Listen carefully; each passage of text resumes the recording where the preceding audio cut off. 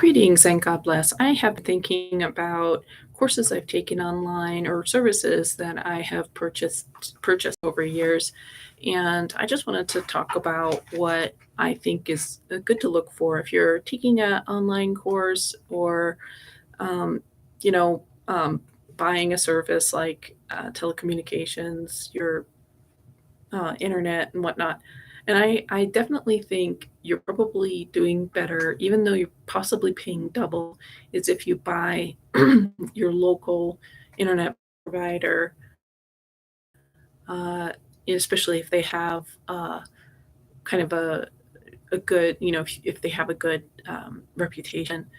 Of course, look on Yelp, look on Google reviews, look on the Better Business Bureau website. A lot of times, the Better Business Bureau is like they have technicalities, so a complaint is not prominently featured, and a legitimate complaint, or many, do not get calculated in the BBB assessment. Nonetheless, you will find complete complaints which have been paid out. So companies will pay somebody to remove a complaint, to reverse a complaint. And a lot of companies nowadays, a lot of bad companies are doing forcing people with or without their knowledge, signing a non-disclosure agreement. I signed up for a health coaching class, and I was fired from the class without what I feel was a legitimate with a warning, without a legitimate warning, without just information, and without a legitimate reason too. So I wasn't given a warning that I was on the radar, and I wasn't given what I felt was a valid reason. And yeah, felt like I was gang stalked. But anyway, I think, and what I so then I looked into the company that had been taking this course. Got, it was a very expensive course, thousands of dollars in the double digits. Um, and they had the person who was the admin. So there was one administrator for like 10,000 people, which is impossible. You there's not enough. Um, there's not enough time a day for one person to take care of 10. But they, like the business model nowadays is understaff, and because the business is saving money on not paying a salary. So there was one admin for the whole group, and then that admin who claimed to be a health coach did not have uh, a website that had much information about them or contact information. And that's another thing, is the contact information. You want to have the contact information of decision makers, and you just want to be able to have an address. And another thing is like when a place is kind of shady, you don't know, are they in California, or are they in Ohio, or what's what. And how a shady business is like not having a real phone number, like a real, where there's a live person, especially when you're dealing in thousands of dollars, double digits of expenses, and 10,000 people's, yeah, and thousand 10,000 students, like even for, especially for a new company, like that's sketchy. And the thing is, these people, they create such a good reputation, like they have a strong online presence for 10 years. But if you look up their BBB, like registration, or their city registration, their business registration, like I thought they would have been registered for the past 20 years, but instead they had only been registered for like 3 years, 4 years, which is when like their online program started. But they had been in business because they had an office for however long.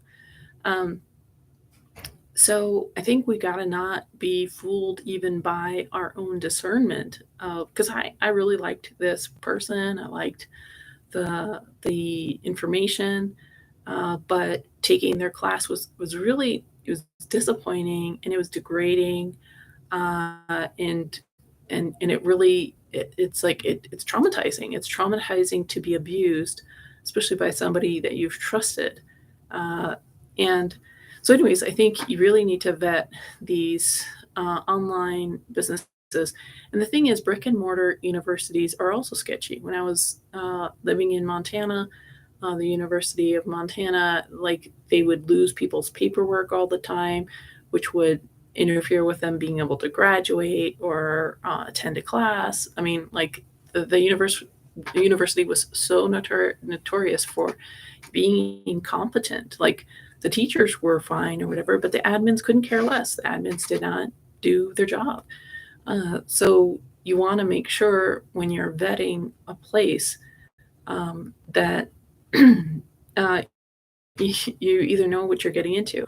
And again, a lot of places now are forcing people to do a non-disclosure agreement. And of course, when you're in the excitement of signing up for a class, you're like, yeah, this is going to be great. I'm not going to ever have to want to tell anybody what I think. But the way things are now, nobody cares. Like no, very few people care about delivering what is promised. And a lot of these um, people scamming people on the internet, they're expecting people on the internet to teach themselves, to take themselves through the program by themselves. And if that person doesn't take themselves through the program by themselves, even though they paid you thousands of dollars, what the business person does is they blame the customer. So you're blamed for being incompetent, not having a good attitude, letting things get in the way, whatever. And so it's a very demoralizing field out there. And yeah, some people, they're able to do it all. I don't know. Are you on drugs, or are you just geniuses? Uh, because when I've done these programs, actually, like these very expensive programs, very few people made it all the way through. Um, and I think like these programs are unrealistic and it's unfair. It's so weird because I've done three very expensive programs, and actually I've done four, and one of them I did it, but it was just took every last little bit of energy and strength and time that I had, but I just squeaked through. But there are other people who had to do a delay, and then they make you pay this crazy expensive amount, like half of the actual course, to extend the program for like a month or something like that. So you want to look into that, because I think a lot of these programs build in an impossible uh, amount of work. And so then they gouge you for more. So you have an extension. So it's just this disgusting, sneaky, degrading, disrespectful treatment of the student client. But this is how people are making their millions. And they're having this Instagram worthy, their yachts and their travel everywhere and their brand new home and their fabulous career. But I think it's despicable. So if you're the the course that you're signing up for, or the business you're signing up for, you want to make sure that there's a phone number, that there's a physical address, and it's the actual address, and that it's not a shell company, and that there's people who actually, when they're said to be the facilitator, let's say of the Facebook group, that they actually do so, that they answer questions.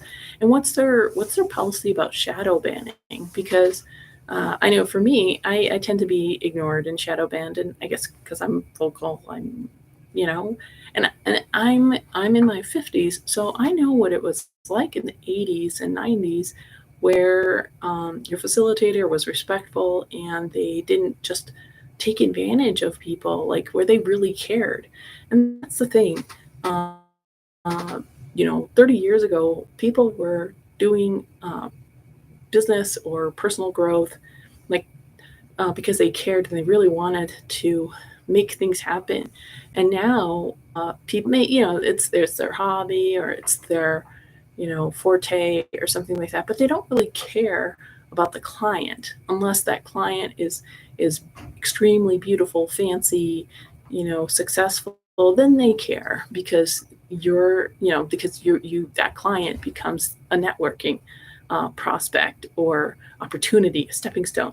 Like that's what I'm noticing, is like the people who are in like business now, it's just very competitive. And it's women actually, because I've just been taking these classes, now that I think about it.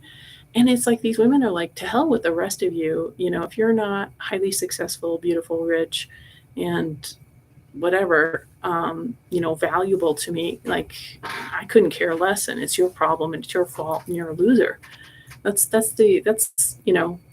and they probably don't even think enough to even say that, which I think is telling.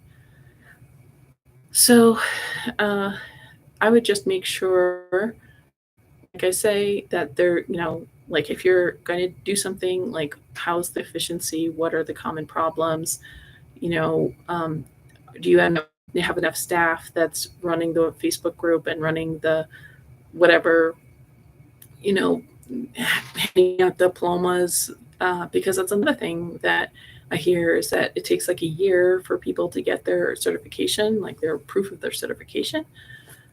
Yeah, these folks are just like, I'm going to take thousands of dollars so I can go on my trip to Bali, and so I can, redo my kitchen or my bathroom. But you're just going to have to wait a year for me to give you the certificate that you worked so hard and killed yourself for to get in on time, and that I would have charged you $500 for if you didn't get on time, but I don't get any penalty. I mean, I think like there needs to be some sort of penalty when the service that you have paid for delays. Like, this is ridiculous.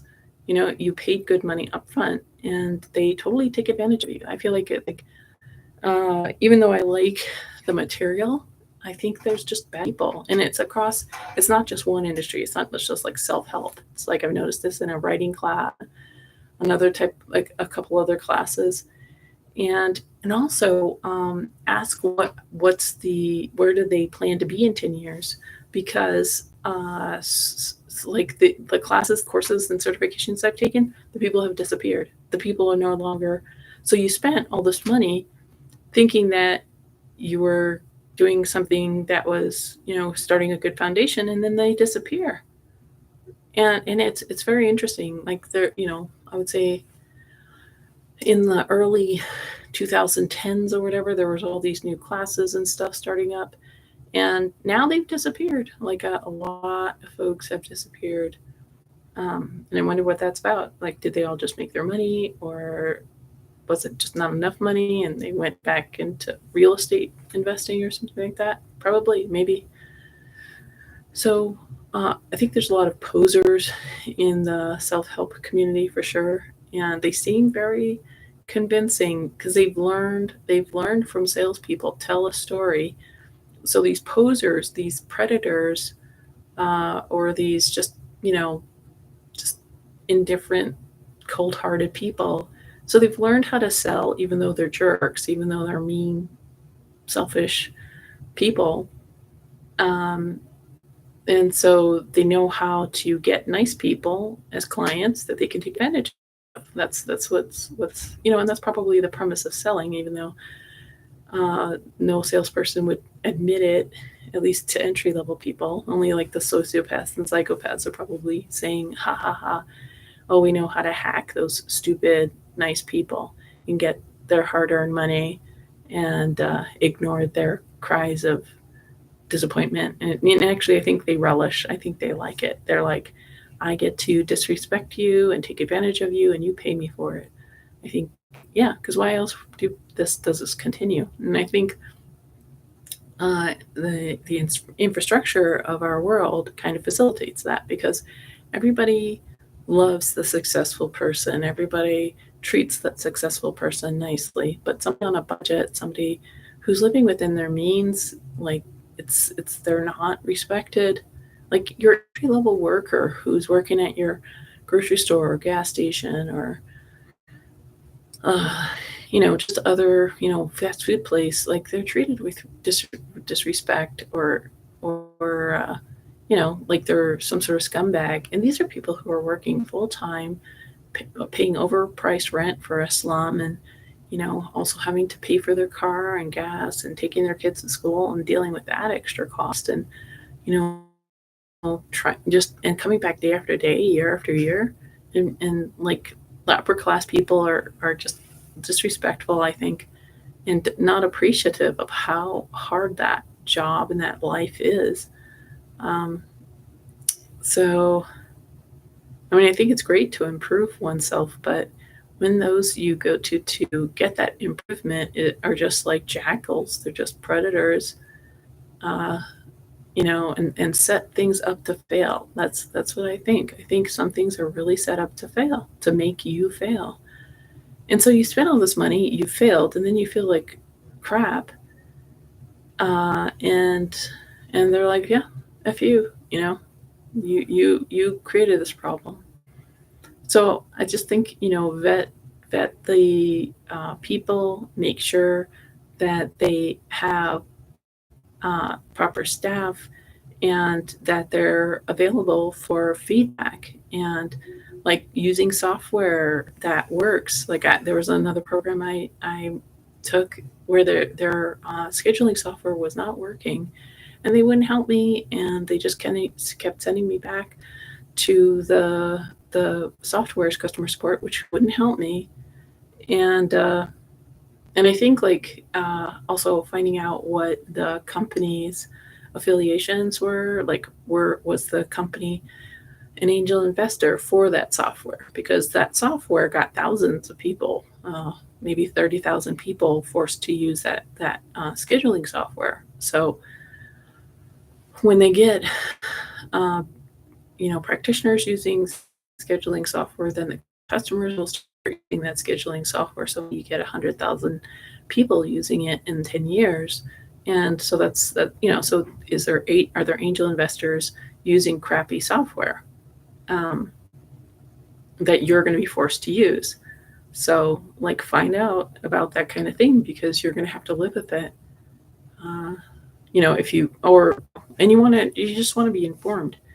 And, so hopefully that makes sense. And if you have any other additional options of how to vet a company, training, an online training, what have I missed? So thanks for watching. God bless.